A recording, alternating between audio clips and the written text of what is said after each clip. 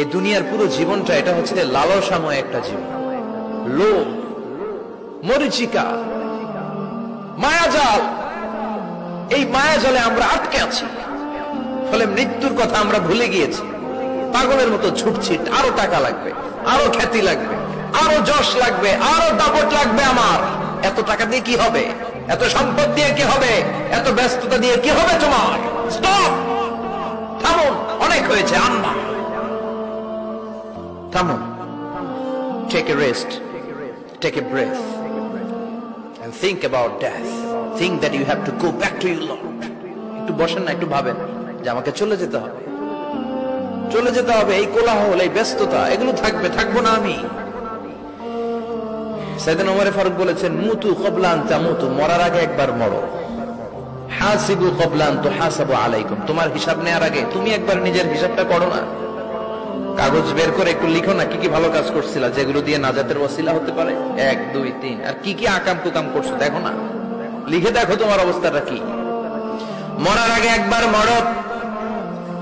মরার আগে খাটের মধ্যে শুয়ে শটান করে চোখ বন্ধ করে একবার মরার ভান করে দেখেন কেমন লাগে। চোখটা বন্ধ করেন আর ভাবেন আপনি নাই, কি কি হতে পারে ভাবেন। আপনার ছেলে মেয়েরা কান্না জুড়ে দিবে, আপনার প্রাণের স্ত্রী বিলাপ শুরু করে দিবে, বন্ধু বান্ধবের চিৎকার আর মাতম, স্থানীয় এলাকার মসজিদে ঘোষণা, অমুক এলাকার নিবাসী অমুক ভাই অমুকের ছেলে অমুক দুনিয়ায় নাই। সব আত্মীয়রা চলে আসবে, ফেসবুকে স্ট্যাটাস দেয়া হবে, সবাই সবাইকে জানাবে বিকাল 4টায় অমুক হাই স্কুল ময়দানে আপনার জানাজা। ছুটে আসবে, সবাই ছুটে আসবে আপনাকে শেষ বিদায় দিতে, গুড বাই জানানোর জন্য, আল ওয়াদা, বিদায় জানাতে আসবে সবাই। 4 তাকবীর দিয়ে আপনার জানাজা হবে, অশ্রুসিক্ত জানাজায় আপনার বিদায় হবে। কাঠের খাটিয়ার মধ্যে করে কাঁধে তুলে আপনারে কবরে নেওয়া হবে। আগে থেকে খুঁড়ে রাখা কবরটার মধ্যে আপনারে বিছিয়ে দেয়া হবে। বাঁশের কচি দিয়ে তার উপরে মাটির চাপা দিয়ে সব চলে যাবে। ভাবেন না একবার চোখ বন্ধ করে, this is the circle of life, this is the nature of life. এটা সবার হবে, আমার হবে, আপনার হবে। এত মায়া, এত ভালোবাসা কই যাবে? কেউ থাকবে না, সবাই আপনার অন্ধকার কবরে রেখে দিয়ে চলে আসবে। উপরে বাঁশের কঞ্চি, তার উপরে মাটির চাপা, অন্ধকার আর অন্ধকার। এই অন্ধকার যেন শেষ হতে চায় না, শুধুই অন্ধকার, ঠিক কিনা? এজন্য আমাদের চলে যেতে হবে। দাদা গেল, চাচা গেল, মামা গেল, আমাদেরকেও যেতে হবে, জোরে কোন ঠিক কিনা? একদিন মাটির ভেতরে হবে ঘরে মন আমার, কেন বন্ধ দালান ঘর, প্রাণ পাখি উড়ে যাবে পিঞ্জর ছেড়ে।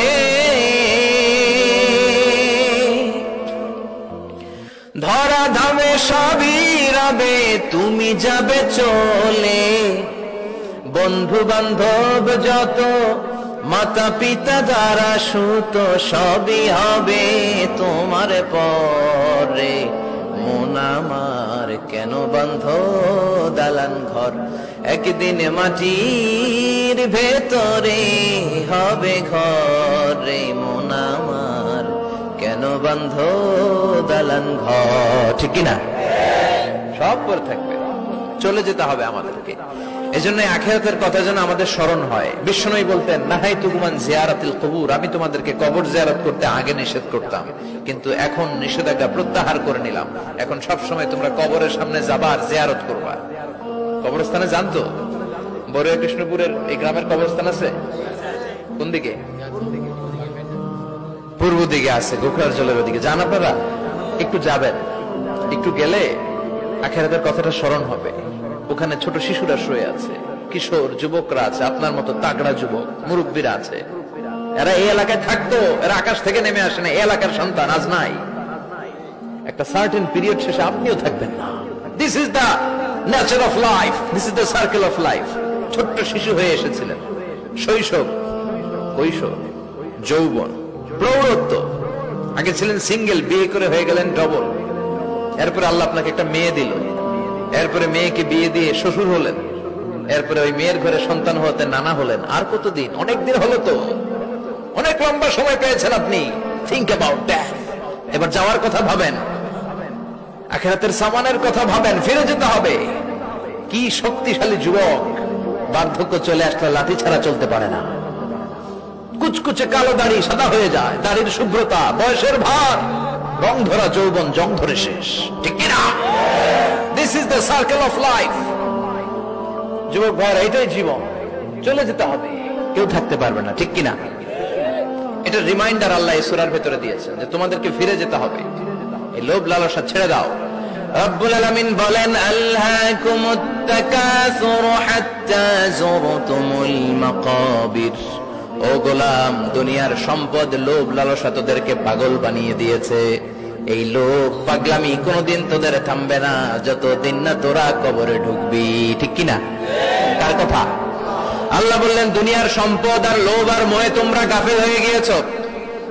আখিরাতের কথা বেমালুম তোমরা ভুলে গিয়েছো, কিন্তু আখিরাতে তোমাদের যেতেই হবে, কবরের বাড়িতে তোমাদের ঢুকতেই হবে, ঠিক কিনা? যেতেই হবে, আমরা ভুলে যাই। আলহাকুমুত তাকাসুর, অতিরিক্ত পাওয়ার লোভ, বেশি বেশি খাওয়ার লোভ, বেশি বেশি জমানোর লোভ মানুষকে গাফেল বানিয়ে দিয়েছে।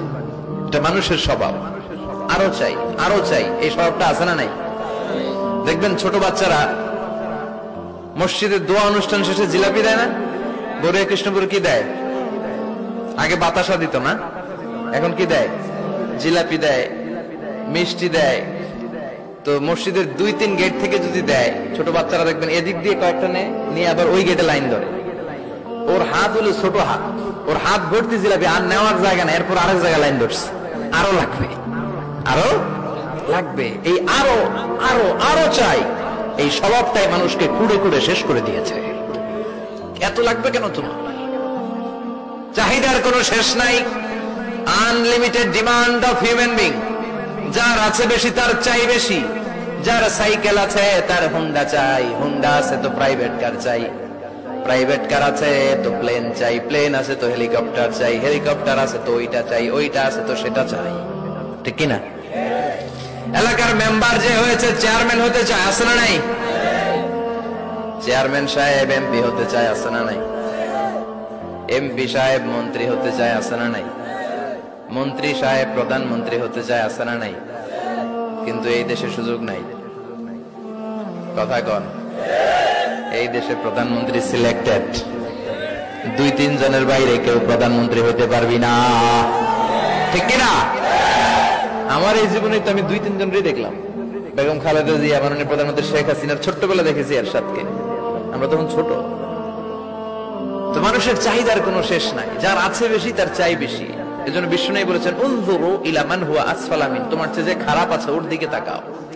ওয়ালা তানজুর মান হুয়া আ'লা মিন, তোমার চেয়ে যে ভালো আছে ওর দিকে তাকাও না, তোমার চেয়ে যে খারাপ অবস্থানে আছে ওর দিকে তাকাও। অনেকে নিজের অবস্থান নিয়ে সুখী না, এরকম আছে না নাই? আল্লাহ আমার এটা দিল না রে, ওইটা দিল না রে, পাইলাম না রে, কিচ্ছু হয় না, কি করবো জীবনে, হতাশ। আসলে আছে কিন্তু অনেক, কিন্তু শুকরিয়া নাই, টাকা, ঠিক কিনা? নিজের অবস্থান নিয়ে সুখী না, কিন্তু অনেক লোক আছে তারা আপনার অবস্থানে পৌঁছতে চায়। তাদের দিকে তাকিয়ে দেখেন, আপনি যে অবস্থানে আছেন এই অবস্থানে পৌঁছাটা অনেকের কাছে স্বপ্ন। তারা প্রতিনিয়ত সংগ্রাম আর স্ট্রাগল করে যাচ্ছে আপনার অবস্থানে পৌঁছতে, আর আপনি এটা নিয়ে সন্তুষ্ট না। শেখ সাদির নাম শুনেছেন? বালাগাল উলা কাশাফাত দুজা, এই কবিতাটা রচয়িতা ইরানের বিখ্যাত এক কবি। উনি একবার আর্থিক সমস্যার মধ্যে দিয়ে সময় কাটাচ্ছেন, টাকা নাই, পয়সা নাই, পায়ে দেওয়ার মতো জুতা নাই। উনি খুব দুঃখ পেলেন, হায় রে, আমি ইরানের এত বড় কবি, আমার পায়ে দেওয়ার মতো জুতা নাই। দুঃখ ভরা মন নিয়ে রাস্তায় হাঁটতে বেরোলেন। হাঁটতে হাঁটতে হঠাৎ দেখলেন একটা লোক শুয়ে শুয়ে কাঁদছে, ওই লোকটার 2টা পাই নাই,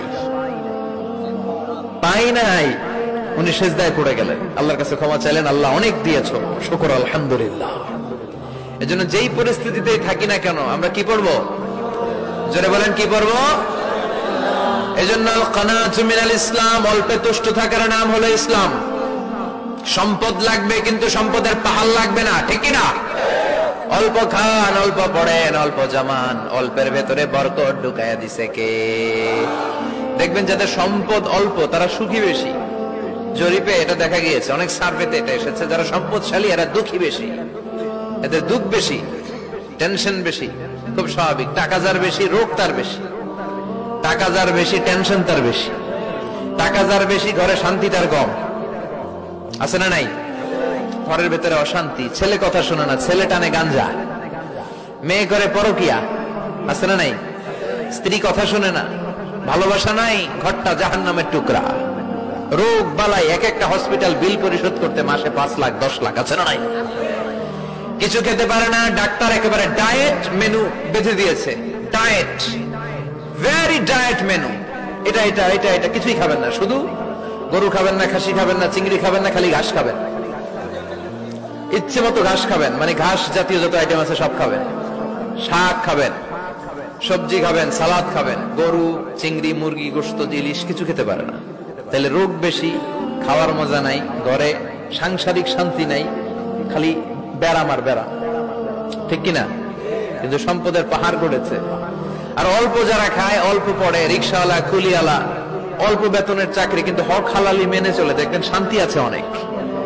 হ্যাঁ, বাসা ভাড়া দেয়, ফ্যামিলি চালায়, বাচ্চাদের স্কুল বিল, এরপরও মাস শেষে 1-2 হাজার টাকা হাতে থেকে যায়। আর ওর প্রতি মাসে 10 কোটি টাকা ইনকাম, তারপরও ব্যাংকের ঋণ আছে না নাই? সুখ কারে বলে? কিভাবে আপনি সুখকে ডিফাইন করবেন? সুখ তো টাকায় কিনা যায় না, শান্তি টাকা দিয়ে হয় না, শান্তি দেওয়ার মালিককে। শান্তি আছে অল্প খেয়ে শুকর করার মধ্যে, শান্তি আছে আলহামদুলিল্লাহর মধ্যে। চিল্লায় বলেন ঠিক কিনা? এজন্য অল্প খাবো, অল্প পড়বো, অল্প জামাবো, অল্পের ভেতরে বরকত দিয়েছে কে? দেখেন, ধনী ভাইরা খেতে পারে না, কিন্তু রিক্সাওয়ালার কি সমস্যা হয়? রিক্সাওয়ালারা সব খেতে পারে, কুলিওয়ালা, দিন মজুর, এরা একেবারে স্লিম সুঠাম দেহি, মেদহীন পেট, পেটে কোনো মেদ নাই, ভুড়ি নাই। আর কোটিপতিদের মেদ আছে না নাই? এত বড় বড় পেট, ঠিক কিনা?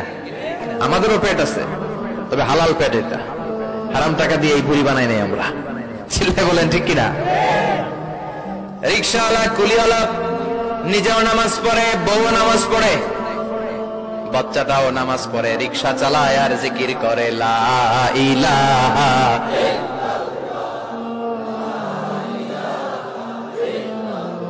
লা ইলাহা ইল্লাল্লাহু মুহাম্মাদুর রাসূলুল্লাহ সাল্লাল্লাহু